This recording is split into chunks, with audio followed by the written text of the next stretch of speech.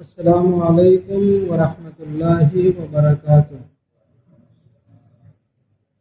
نحمده ونصلي ونسلم على رسوله الكريم،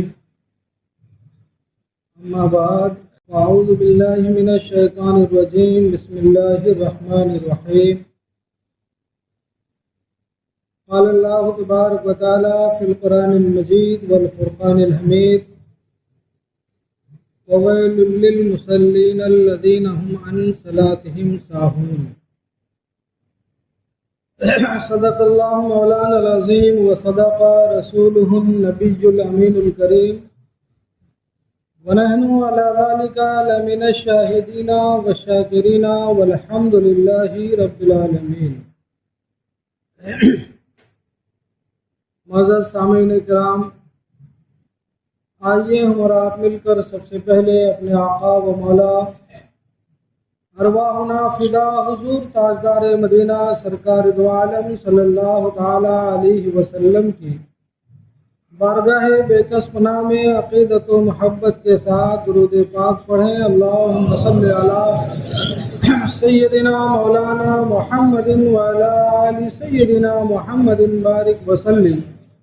صلاۃ و سلام علیک یا رسول اللہ، صلاۃ و سلام علیک یا حبیب اللہ صلی اللہ تعالی علیہ وسلم۔ نبی اور آل نبی کی بارگاہ میں ایک دفعہ اور پڑھیں، اللہم صلی علی سیدنا مولانا محمد بارک وسلم۔ صلاۃ و سلام علیک یا رسول اللہ، صلاۃ و سلام علیک یا حبیب اللہ صلی اللہ تعالی علیہ وسلم۔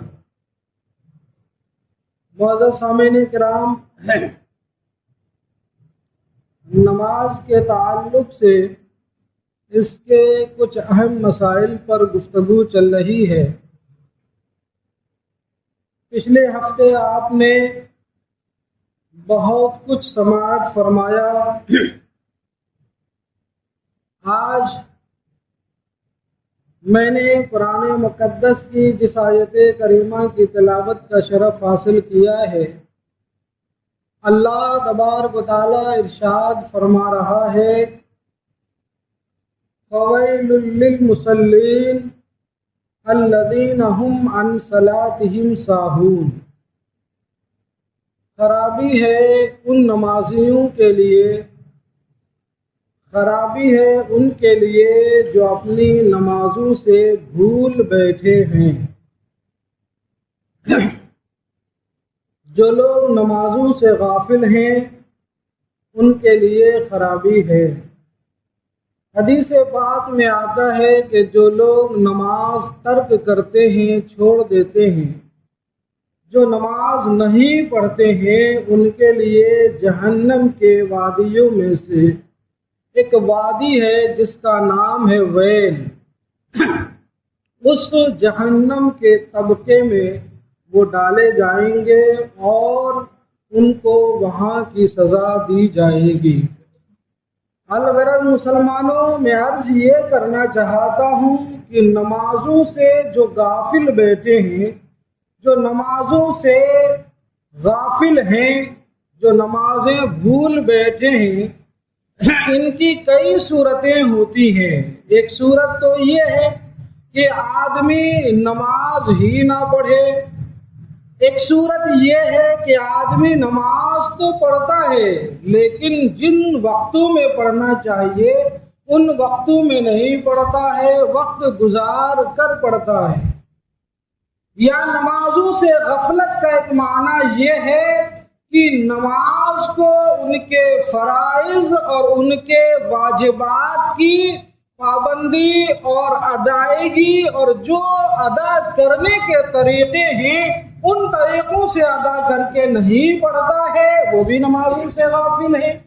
یا یہ کہ نمازوں کے فرائض و واجبات میں کمی بیشی کرتے ہیں، وہ بھی نمازوں سے غافل ہیں۔ یا یہ کہ لوگوں کے ہجوم میں ہیں تو نمازیں پڑھ لی، تنہا ہیں تو نمازیں چھوڑ رہے ہیں، وہ بھی نمازوں سے غافل ہیں۔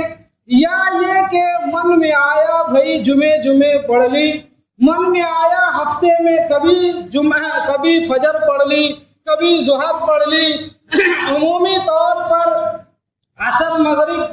نہ عشاء کی پابندی ہے، نہ ظہر کی پابندی، نہ فجر کی پابندی ہے، وہ بھی نمازوں سے غافل ہیں۔ اور قرآن مقدس کھلے لفظوں میں کہہ رہا ہے کہ جو اپنی نمازوں سے غافل ہیں ان کے لیے جہنم کے طبقات میں سے وہ طبقہ بطور سزا کے ہے جس کا نام ویل ہے۔ اللہ اکبر۔ لہذا مسلمانوں، بہت سی ایسی غفلتیں ہمارے احباب برتتے ہیں جن کی وجہ سے بسا اوقات سرے سے ان کی نماز ہی نہیں ہوتی ہے۔ بسا اوقات فرض تو ادا ہو جاتا ہے لیکن واجبات کی کمی کی بنیاد پر وہ نماز اس پر دوبارہ لوٹانا اور دوبارہ پڑھنا واجب ہوا کرتی ہے لیکن وہ دوبارہ ادا نہیں کرتے ہیں۔ انہی کمی اور انہی غفلتوں کی طرف میں آج آپ کی رہنمائی کرنا چاہتا ہوں اور آپ کی توجہ دلانا چاہتا ہوں۔ آپ بغور سماعت فرمائیں اور یہ خطابات، یہ گفتگو اور ان عناوین پر جو بھی بات کہی جائے اسے آپ بار بار اسے سماعت کرنے کی کوشش کریں اور پھر اپنی نمازوں کا محاسبہ کریں، جائزہ لیں کہ کیا واقعی آپ نماز پڑھنے میں نماز کے ارکان، اس کے واجبات و فرائض کو جس انداز میں ادا کرنے کے طریقے جو بتائے گئے ہیں ان طریقوں کے مطابق آپ پڑھتے ہیں، ادا کرتے ہیں یا نہیں کرتے ہیں۔ لہذا ایک مرتبہ درود پاک پڑھیں تو سنا اللہم صلی علی سیدنا مولانا محمد بارک وسلم صلاۃ و سلام علیک یا رسول اللہ، صلاۃ و سلام علیک یا حبیب اللہ صلی اللہ تعالی علیہ وسلم۔ میں عرض کرنا چاہوں گا کہ نماز میں ایک رکن ہے سجدہ۔ یہ سجدہ کیا ہے؟ سجدہ کرنا فرض ہے۔ اب سجدے کو ادا کرنے کی کیفیت اور شریعت مطہرہ کی روشنی میں اسے صحیح طریقے سے ادا کرنے کا طریقہ کیا ہے؟ اکثریت مصلیوں میں یہ بے توجہی اور غفلت رہتی ہے اور ان کے سجدے صحیح ڈھنگ سے ادا نہیں ہوتے ہیں۔ سجدہ جب آپ کریں تو سجدہ نام ہے ناک اور پیشانی کا زمین پر جمع کر رکھنے کا۔ لہذا جب آپ زمین پر سجدہ کریں تو لازم ہے کہ آپ کی ناک وہاں تک دبے جہاں تک یعنی نرم ہڈی تک دبتی ہے وہاں تک ناک دبے، اور ایسی چیز پر سجدہ ہو جہاں آپ کی ناک دبے اور ٹکے۔ اگر اتنی دبیز اور موٹی قالین پر سجدہ کیا جہاں دبانے میں ناک قالین کی جو ہے موٹائی میں گھس جائے اور ناک نہ دب سکے تو وہاں سجدہ ہی نہیں ہوگا۔ اسی طرح پیشانی کا بھی زمین پر جمنا لازم اور ضروری ہے۔ اسی طریقے سے ایک بات کا خیال رکھنا بہت ضروری ہے اور اس میں بے پناہ نمازیوں سے غفلت ہوتی ہے۔ احباب آپ اس پر غور فرمائیں، جب ہم سجدے میں جاتے ہیں تو پاؤں کی ہماری 10 انگلیاں ہیں، ان 10 انگلیوں میں سے ایک انگلی کے پیٹ کا زمین پر لگنا فرض ہے۔ صرف اگر انگلی کی نوک لگی تو فرض بھی ادا نہ ہوا، اور جب فرض ادا نہ ہوا تو نماز ہونے کا سوال ہی پیدا نہیں ہوتا۔ اور دونوں پاؤں کے کم سے کم 3 انگلیوں کے پیٹ کا زمین پر لگنا واجب ہے۔ آپ سمجھیں، انگلیوں کے پیٹ کا یہ ہے انگلی کا نوک اور یہ ہے انگلی کا پیٹ، یہ نوک لگنا نہیں، یہ پیٹ لگنا واجب ہے۔ اور نماز میں جو باتیں واجب ہیں اگر جان بوجھ کر سستی اور غفلت کی بنیاد پر کسی نے چھوڑ دیا تو نماز ان کی فاسد ہو جائے گی، اور اگر بھول اور غلطی سے چھوٹ جائے تو سجدے سہو سے نماز پوری ہو جاتی ہے۔ اب ہماری اکثریت کا عالم یہ ہے کہ وہ سجدے میں ہوا کرتے ہیں اور جناب اعلیٰ ان کے پاؤں ہواؤں میں لہراتے ہوئے نظر آتے ہیں۔ اب ایک ایسا سجدہ ہوا، پاؤں آپ کے زمین سے اٹھے ہوئے ہیں، معلوم یہ ہوا کہ سجدہ شرعی قانون کے مطابق ادا نہ ہوا، اور جب شرعی قانون کے مطابق ادا نہ ہوا تو کبھی سجدہ ہی نہیں ہوتا، اور کبھی سجدہ تو ہوا لیکن واجب چھوٹ گیا، اور اس واجب کے چھوٹنے کی وجہ سے اس نماز کو دوبارہ پڑھنا لازم اور ضروری تھا، اور اس کی طرف کسی کی توجہ نہیں ہے۔ ہاں، اگر نمازیوں کو کھڑا کر کے کسی کے سامنے بہت سے لوگ ایسے ہیں ان سے کہا جائے کہ رکوع سجدہ کریں تو وہ اس وقت بالکل صحیح رکوع سجدہ کریں گے، لیکن نمازوں میں غفلت بہرحال ہوتی ہے۔ کیوں ہوتی ہے؟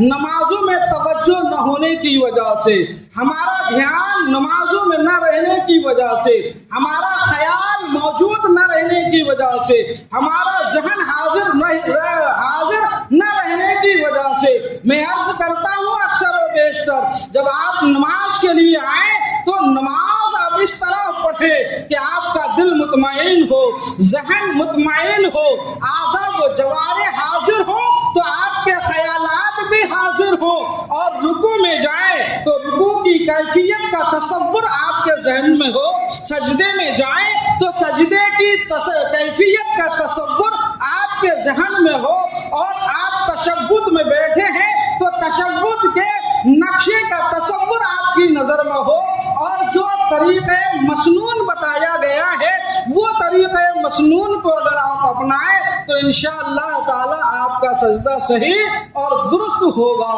رہی بات کے سجدے میں لوگ ہاتھوں کا اٹھا زمین سے الگ رہنا، پہلو سے الگ رہنا، یہ مسنون اور سنت ہے، اگر اس کے خلاف کوئی کر لیتا تب بھی نماز ہو جائے گی لیکن ثواب میں کمی ہو جائے گی۔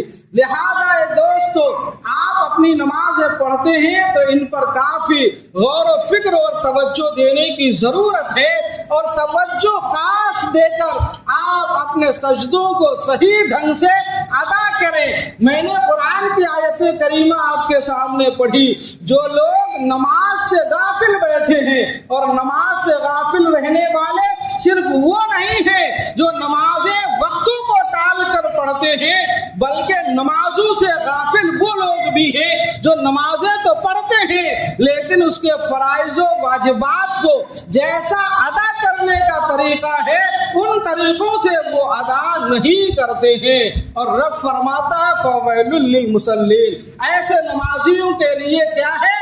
ویل ہے۔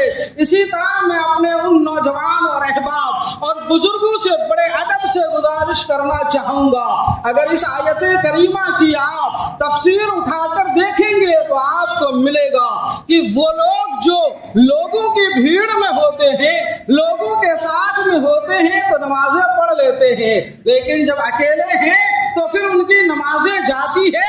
یہ پکی منافقت ہے اور یہ مکمل منافقانہ عادت ہے۔ لہذا اے مسلمانوں، اپنے آپ کو منافقت کی غلاظت اور گندگی سے ستھرا کرنے کی کوشش کریں، اور اپنا ظاہر اور باطن، اپنی خلوت اور جلوت، اپنی مجلس اور اپنی تنہائی کو یکساں کرنے کی کوشش فرمائیں۔ اگر آپ کی خلوت و جلوت ایک ہوتی ہے، ظاہر و باطن ایک ہو جاتا ہے، آپ کی مجلس اور تنہائی الگ ایک ہو جاتی ہے تو فبہا، آپ قابل مبارکباد بن جاتے ہیں۔ ایک بار درود پاک پڑھیے، اللہم صلی علی سیدنا مولانا محمد بارک وسلم صلاۃ و سلام علیک یا رسول اللہ صلی اللہ تعالی علیہ وسلم۔ اسی طریقے سے ایک دوسری خرابی، غور سے سنیے گا اور اسے یاد رکھنے کی کوشش کیجئے گا۔ میں یہاں چونکہ وقت اتنا لمبا چوڑا نہیں ہوتا کہ آپ کو دلائل میں وہ ساری حدیثیں پڑھ کر سناؤں۔ ایک خرابی یہ ہوتی ہے، اہل سنت والجماعت کا بالاتفاق متفقہ یہ مسئلہ ہے کہ جب انسان جماعت سے نماز پڑھے اور اس کا کوئی امام ہے تو مقتدی کے لیے اپنے امام کے پیچھے کسی طریقے کی کوئی قرأت کرنا، چاہے سورہ فاتحہ ہو، چاہے قرآن کی کوئی سورت اور آیت ہو، ناجائز اور مکروہ تحریمی ہے۔ کیا ہے؟ ناجائز ہے، لیکن بہت سے مقتدیوں کو دیکھا جاتا ہے، محسوس کیا جاتا ہے کہ جماعت میں کھڑے ہیں اور امام کی قرأت کے ساتھ ساتھ وہ بھی کچھ پڑھ رہے ہوتے ہیں، جبکہ یہ ناجائز ہے اور مکروہ تحریمی ہے۔ اللہ اکبر۔ قرآن پاک میں دیکھیے اللہ رب العزت نے ارشاد فرمایا وَإِذَا قُرِئَ الْقُرْآنُ فَاسْتَمِعُوا لَهُ، جب قرآن پڑھا جائے تو اسے بہت غور سے سنو، وَأَنصِتُوا، اور چپ رہو، اور چپ رہو۔ کیوں چپ رہو؟ تو معلوم یہ ہوا کہ قرآن جب پڑھا جائے، اس کی تلاوت کی جائے تو سامع کے اوپر دو حکم واجب لاگو ہوا، ایک تو غور سے سننا، ایک چپ رہنا۔ اب فجر میں اور مغرب میں اور عشاء میں امام صاحب تلاوت کرتے ہیں تو اس وقت ہم نے مقتدی ہونے کی صورت میں ہم نے سننا بھی ہے اور چپ بھی رہنا ہے، اور ظہر اور عصر میں سری نماز ہوتی ہے تو ہم نے اس وقت جو ہے چپ رہنا ہے، اگرچہ سنا نہیں جاتا لیکن چپ رہنا بھی لازم اور ضروری ہے۔ لہذا چاہے نماز جہری ہو چاہے نماز سری ہو، مقتدی کے اوپر لازم ہے کہ وہ چپ چاپ رہیں اور کسی طریقے کی قرآن کی کوئی آیت یا کوئی سورت نہ پڑھے۔ اس بات کا دھیان رکھیے، خیال رکھیے، جب رب نے ارشاد فرما دیا تو باقی سارے اقوال قرآن کے مقابلے میں کیا ہو گئے؟ اب قابل ترک ہو گئے۔ حضور نبی کریم صلی اللہ علیہ وسلم ایک دفعہ نماز پڑھا رہے تھے، پیچھے کوئی صحابی ساتھ میں تلاوت فرما رہے تھے۔ حضور نے نماز سے فراغت کے بعد ارشاد فرمایا کیا تم میں سے کوئی میرے ساتھ تلاوت کر رہا تھا؟ میرے ساتھ میں قرآن پڑھ رہا تھا۔ ایک صحابی کھڑے ہوئے عرض کیا یا رسول اللہ، ہاں میں پڑھ رہا تھا۔ حضور نبی کریم صلی اللہ تعالی علیہ وسلم نے ارشاد فرمایا کیا وجہ ہے کہ میرے ساتھ نماز میں قرآن پڑھنے میں جھگڑا کیا جاتا ہے؟ اللہ اکبر۔ سنیے نبی نے فرمایا جو مقتدی امام کے ساتھ امام کے پیچھے جماعت کی حالت میں چاہے نماز جہری ہو یا سری ہو اگر پڑھتا ہے تو گویا وہ اپنے امام کے ساتھ قرآن پڑھنے میں جھگڑا کر رہا ہے۔ اللہ اکبر۔ اور دیگر دوسری روایتوں میں ترمذی شریف میں موجود ہے، معطا میں موجود ہے، درجنوں ایسی روایتیں اور حدیثیں سامنے موجود ہیں۔ کسی روایت میں کہا گیا کہ صحابی رسول نے فرمایا میں پسند کرتا ہوں اس شخص کے لیے جو امام کے پیچھے قرأت کرتا ہے یا سورہ فاتحہ پڑھتا ہے تو اس کے منہ میں خاک ہو جائے، اس کے منہ میں کوئلہ ہو جائے۔ کوئلہ سمجھتے ہیں وہ جلنے کے بعد راکھ جو ہے کوئلہ ہو جائے، اس کے منہ میں پتھر ہو جائے۔ اللہ اکبر۔ یہ صحابہ فرماتے ہیں، اور ہم اہل سنت والجماعت حنفی المسلک کے لوگ ہیں، لہذا ہمارے اوپر یہ لازم ہے کہ جب ہمارا امام تلاوت فرمائے یا سری نماز میں چپ کے پڑھیں تب ہم چپ بھی رہیں گے اور جو ہے غور سے سنیں گے جہری میں، اور سری میں صرف چپ رہیں گے۔ معلوم ہو گیا مسئلہ۔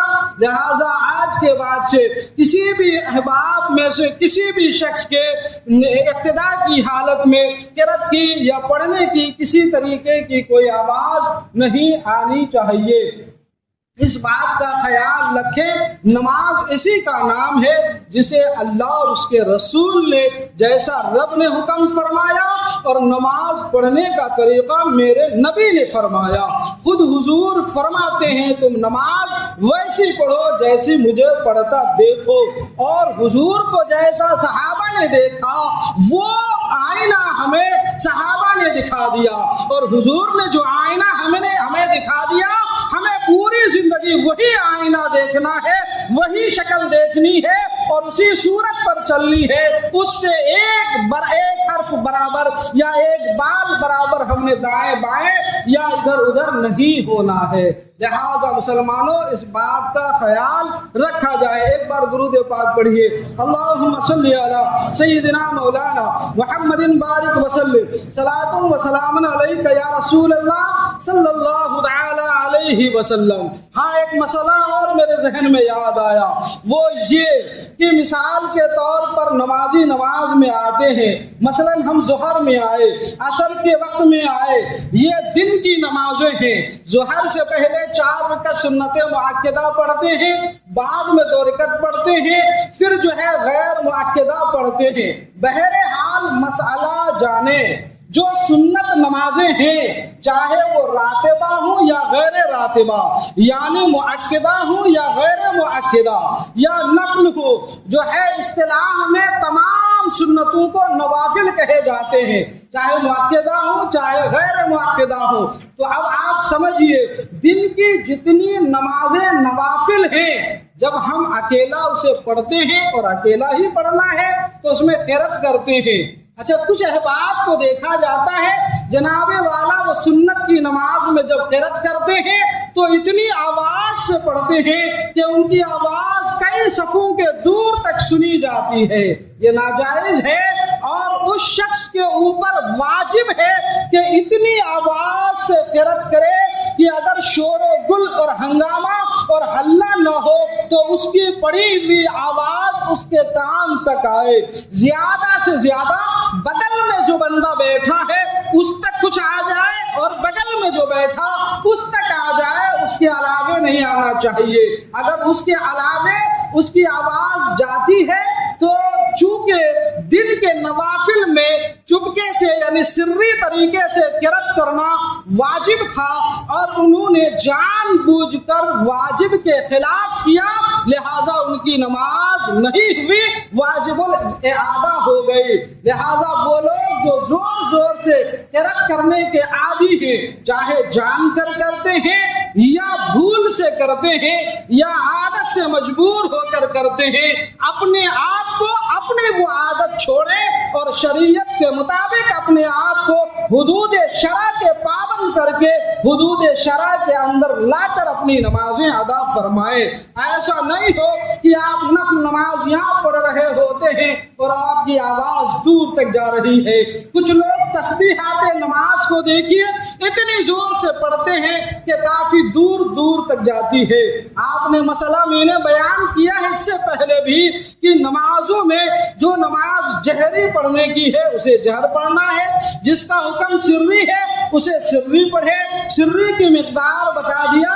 जहर में इमाम के लिए भी हुक्म है कि इतनी मुनासिब आवाज में क़िरात फरमाए कि मुक्तदियों के कान पर बार और कराहत महसूस ना हो और खुद उनको भी तिलावत करने में तकलीफ महसूस ना हो।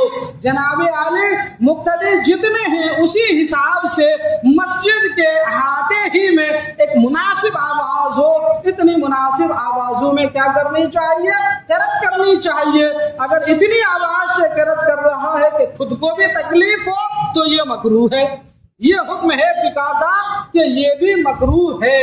लिहाजा मुसलमानों, हम नमाज के लिए आते हैं तो नमाज पढ़ते हैं, लिहाजा हमें कोशिश ये करना चाहिए कि हमारी नमाज बिल्कुल शरीयत मुतहरा के कानून के मुताबिक दुरुस्त और सही हो।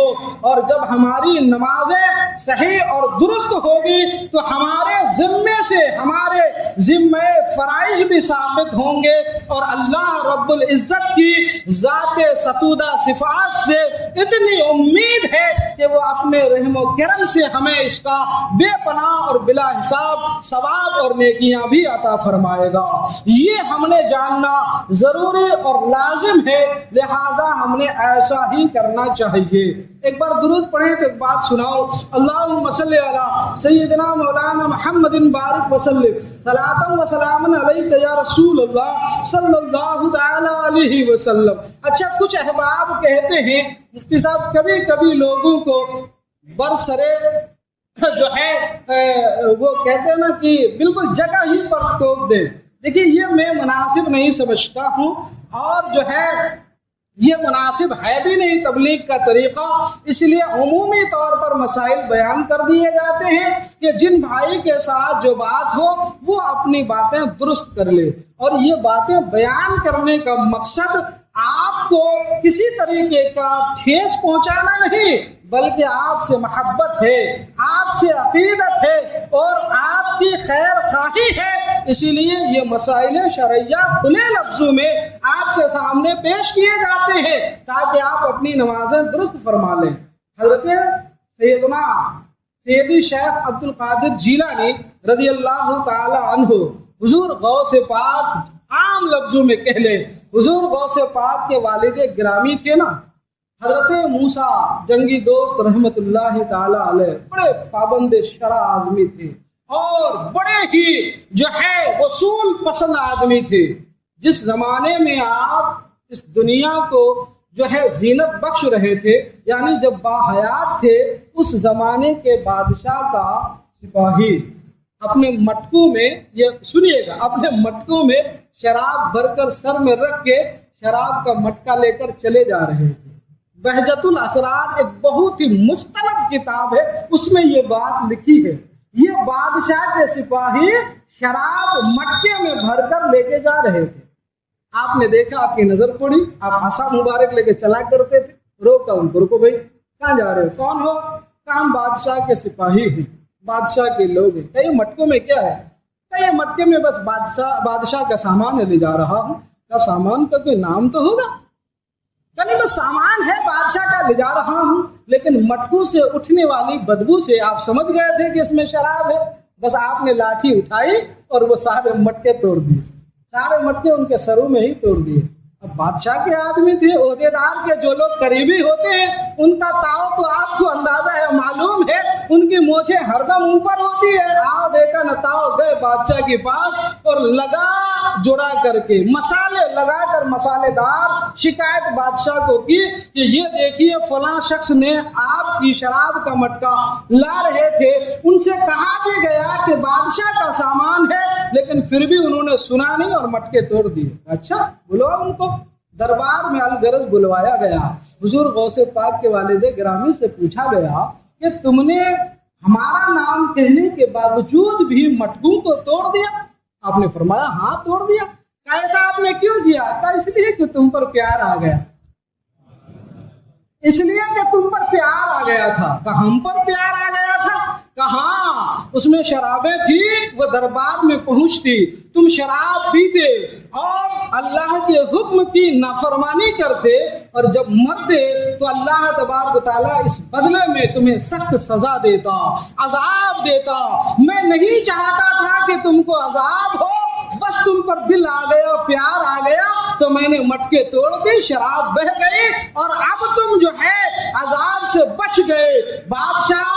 بادشاہ کے اندر ان کے اوپر ایسا روب طاری ہوا۔ بادشاہ نے کہا آپ کون ہیں؟ آپ نے فرمایا میں محاسب ہوں۔ کہا کس نے مقرر کیا؟ کہا اللہ کی طرف سے ہو۔ کہا میری حکومت کا محاسب بن جائے، آپ جیسے ایماندار لوگوں کی ضرورت ہے۔ تو آپ نے فرمایا جو اللہ کی طرف سے کسی کام پر مقرر ہو وہ کسی دنیا دار کے دربار کا نوکر نہیں ہوا کرتا۔ سبحان اللہ۔ یہ ہمارے بزرگوں نے ہمیں یہ انداز زندگی عطا فرمایا۔ لہذا آپ کو کچھ کہا جائے، سنا جائے یا پیغام دیا جائے تو یہ آپ سے کسی طریقے کی رنجش نہیں ہوتی، بلکہ آپ سے محبت اور والہانہ پیار ہوتا ہے کہ آپ کو نائب رسول، نائبین رسول، علماء کرام اللہ اور اس کے رسول کے پیغام کو اتنی وضاحت کے ساتھ آپ تک پہنچانے کی کوشش کرتے۔ لہذا آپ اور ہم سب مل کر اس پر عمل کرنے کی کوشش کریں۔ وآخر دعوانا الحمدللہ رب العالمین۔